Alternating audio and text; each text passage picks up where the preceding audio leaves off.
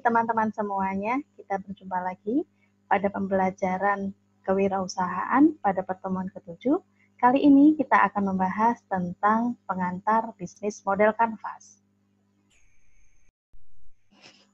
Teman-teman semuanya, ketika kita akan merintis suatu usaha, kita dihadapkan pada suatu perencanaan. Perencanaan di dalam merintis bisnis bisa menggunakan tools, yaitu bisnis model kanvas. Nah, materi pada pertemuan kali ini adalah kita akan mempelajari tentang bisnis model kanvas dengan capaian pembelajaran yang diharapkan adalah setelah teman-teman semuanya mempelajari materi ini, diharapkan dapat mengetahui dan menjelaskan kembali tujuan dari bisnis model kanvas. Yang kedua adalah mengetahui dan dapat menjelaskan kembali kelebihan bisnis model kanvas. Yang ketiga, mengetahui dan dapat mulai menjelaskan 9 aspek bisnis model kanvas. Yang keempat, mengetahui dan mulai mempraktekkan penyusunan bisnis model kanvas. Teman-teman semuanya, bisnis model kanvas atau kemudian akan kita singkat dengan BMC merupakan kerangka kerja yang dikenal untuk mendefinisikan model bisnis usaha. Apa sih tujuan untuk membuat BMC? BMC itu dapat digunakan untuk menentukan arah usaha yang teman-teman lakukan agar efektif dan efisien. Apa artinya? Artinya, usaha teman-teman bisa berjalan dengan baik, menghasilkan, tidak boros uang, tidak boros waktu, dan juga tidak boros tenaga. Teman-teman semuanya, bisnis model kanvas disebut sebagai bisnis model generasi terbaru. Mengapa demikian? Karena BMC menawarkan kemudahan tampilan dengan menyederhanakan lebih detail perencanaan bisnis dalam 9 ruang. Dan juga BMC membebaskan pembuatnya untuk berkreativitas. Nah, tentunya BMC ini berbeda dengan bisnis plan yang sebelumnya, di mana bisnis plan sebelumnya kita kenal dengan terdiri dari berlembar-lembar kertas dan juga urutan-urutan suatu kata ataupun kalimat. Tentunya akan sangat bosan ya untuk melihat dan membacanya. Nah, teman-teman semuanya coba dibandingkan dengan BMC, di mana teman-teman bisa menyatakan dalam bentuk kata-kata atau juga bisa dalam bentuk gambar. Menarik kan? Nah, berikutnya adalah bagaimana memulai menyusun bisnis model kanvas. Sebelum kita memulai BMC, kita harus menetapkan apakah jenis bisnis yang teman-teman kerjakan. Yang pertama adalah apakah teman-teman merupakan seorang produsen bahan baku? Yang kedua adalah apakah teman-teman merupakan pengolah bahan baku menjadi bahan jadi? Yang ketiga, apakah teman-teman hanya bergerak dalam memasarkan suatu produk? Dan yang terakhir adalah, apakah teman-teman hanya bergerak di bidang penjualan suatu produk? Tentunya, dengan mengetahui jenis bisnis ini, teman-teman akan mudah untuk menentukan 9 strategi atau aspek di dalam bisnis model kanvas. Yang kedua, bisnis model kanvas dimulai dari customer segment. Jika teman-teman lihat tampilan di layar, maka bisnis model kanvas dimulai dari sini. Nah, yang pertama adalah aspek customer segmentation. Teman-teman semuanya, seorang wirausaha tentunya tidak akan mungkin bisa menjual semua barang atau jasa yang dibutuhkan oleh konsumen. Mengapa? Karena kebutuhan masing-masing konsumen berbeda-beda. Oleh karena itu, seorang wirausaha seharusnya melakukan pengelompokan pasar dan menentukan target market atau sasaran pelanggan. Apa yang harus dilakukan untuk menyusun customer segmentasi?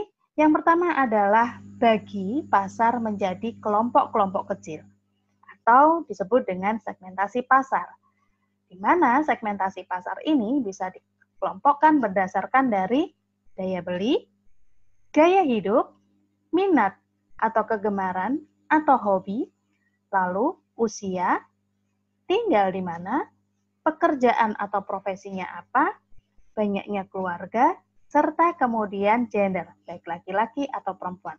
Masih banyak pembagian-pembagian dari segmentasi pasar didasarkan pada berbagai hal. Setelah kemudian teman-teman membuat segmentasi pasar, gilirannya adalah menentukan sasaran pelanggan. Sasaran pelanggan atau target market ini adalah menentukan konsumen yang dinilai potensial membeli dan menggunakan produk atau jasa.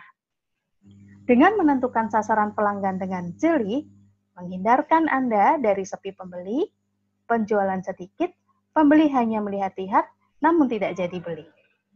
Aspek yang kedua dari bisnis model Canvas adalah value proposition. Apa sih value proposition itu? Value proposition merupakan penjelasan tentang apa yang Anda tawarkan pada konsumen, apa keunggulan atau keunikan produk atau jasa yang Anda tawarkan pada konsumen. Tentunya value proposition harus jelas dan terukur. Tidak bisa katakanlah di dalam value proposition dalam sebuah produk kuliner dinyatakan produk saya lebih enak. Nah, karena ukuran enak bagi masing-masing konsumen itu berbeda-beda. Itu artinya tidak bisa diukur. Keunikan produk didasarkan pada informasi yang digali dari konsumen tentang produk yang sudah ada. Tentunya, menggali produk tersebut adalah menyangkut tentang positif atau negatifnya. Positif di sini diartikan sebagai apa sih yang membuat konsumen ketika mengkonsumsi produk tersebut, ketika menggunakan produk tersebut, merasa puas? Apa yang menyebabkan mereka puas?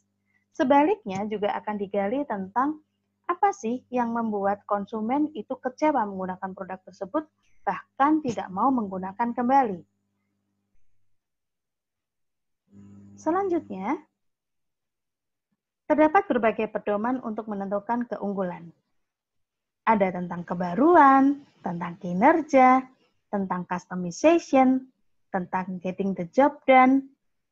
Berikutnya, ada desain, status, harga, hemat, meminimalkan resiko, akses, dan kenyamanan.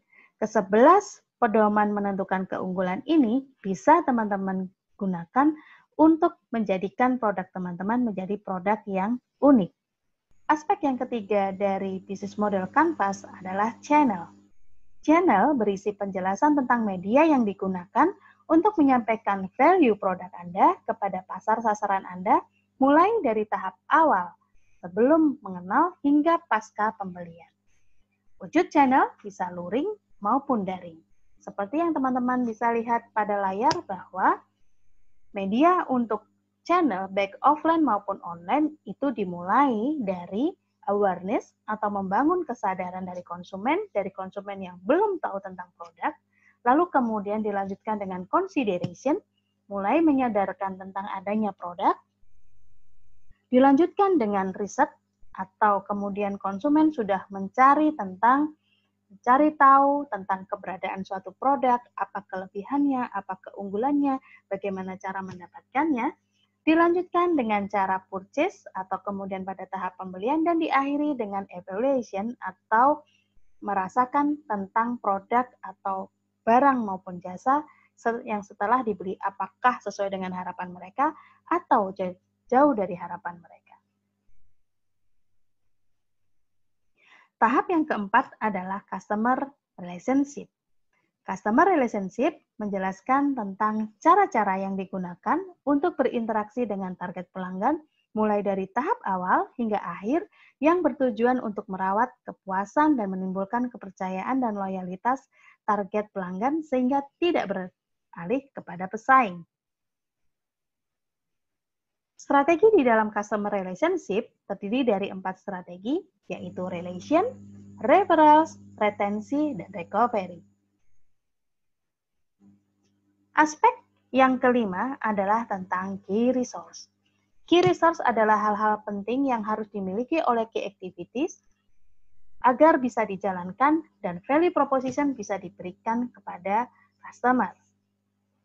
Kategori di dalam key resource adalah physical asset, contohnya adalah fasilitas pabrik, gedung-gedung, kendaraan, dan mesin, intelektual seperti brand, hak paten, database customer, database partnership atau kemitraan yang kita lakukan, kontrak atau MOU dengan pengrajin, dan sebagainya.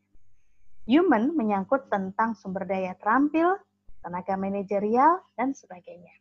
Finansial meliputi sumber daya keuangan perusahaan, baik yang dimiliki secara cash ataupun kredit, obligasi, ataupun saham. Aspek yang kelima adalah key activity. Key activity menjelaskan tentang aktivitas pokok yang dilakukan oleh perusahaan untuk menghasilkan value proposition yang ditawarkan. Masing-masing bisnis memiliki aktivitas yang berbeda-beda berdasarkan jenis bisnisnya, seperti yang sudah dijelaskan pada bagian awal tadi. Apakah teman-teman bergerak sebagai produsen bahan baku, atau teman-teman bergerak pada pengolahan bahan baku menjadi bahan jadi, atau teman-teman bergerak pada bisnis pemasar, atau teman-teman bergerak pada bisnis penjual. Tentunya, masing-masing jenis bisnis ini akan mempengaruhi bagaimana tentang aktivitas pokok yang akan dilakukannya. Aspek yang keenam adalah key resource. Key resource adalah hal-hal paling penting yang harus dimiliki agar key activities bisa dijalankan dan value proposition bisa diberikan pada customer. Bentuk-bentuk key resource diantaranya adalah bisa berupa physical asset seperti fasilitas pabrik, peralatan, gedung-gedung, kendaraan, mesin, alat-alat produksi, dan sebagainya.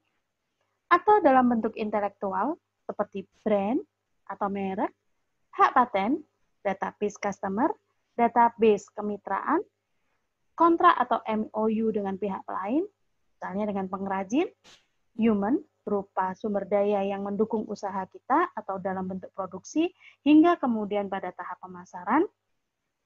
Berikutnya juga yang terakhir adalah tentang finansial atau sumber daya keuangan baik perusahaan, baik berupa cash maupun kredit, obligasi, dan saham. Aspek yang ketujuh adalah key partnership. Key partner adalah pihak-pihak yang mendukung atau menunjang key activity dan key resource dengan tujuan untuk mencapai value proposition yang ditawarkan. Contohnya, supplier, vendor, bank, e-wallet, kurir, ekspedisi, brand endorser, marketplace, dan lain sebagainya. Yang kedelapan adalah revenue stream. Revenue stream menjelaskan tentang apa saja pendapatan yang kita peroleh dari aktivitas-aktivitas yang dilakukan di dalam bisnis. Revenue stream dapat berupa aset sale, berupa penjualan produk secara fisik, misalnya adalah hasil penjualan produk atau berupa barang maupun jasa, atau hasil dari penggunaan jasa. Lalu yang kedua adalah usage fee, diartikan dengan pelanggan membayar sesuai lamanya menggunakan produk atau jasa. Ini biasanya terjadi seperti bisnis hotel, atau kemudian bisnis co-working space. Nah, lalu kemudian lending, renting, atau leasing, atau memperoleh penghasilan dari biaya peminjaman, biaya pemakaian, atau penggunaan sementara, biasanya digunakan pada bisnis-bisnis persewaan, seperti rental motor, rental mobil. Lalu kemudian juga licensing, biaya izin pakai jasa atau produk seperti bisnis franchise. Dan yang terakhir teman-teman adalah tentang aspek cost structure.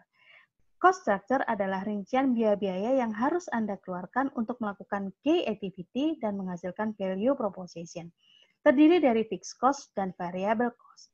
Fixed cost contohnya adalah seperti biaya listrik, biaya air, biaya penggunaan biaya internet atau pembayaran kuota internet, dan sebagainya. Nah, teman-teman semuanya, itu tadi adalah penjelasan tentang bisnis model Canvas. Semoga setelah teman-teman mendengarkan penjelasan-penjelasan dari awal hingga akhir tentang bisnis model Canvas, teman-teman bisa mulai mempraktekkan penyusunan bisnis model Canvas.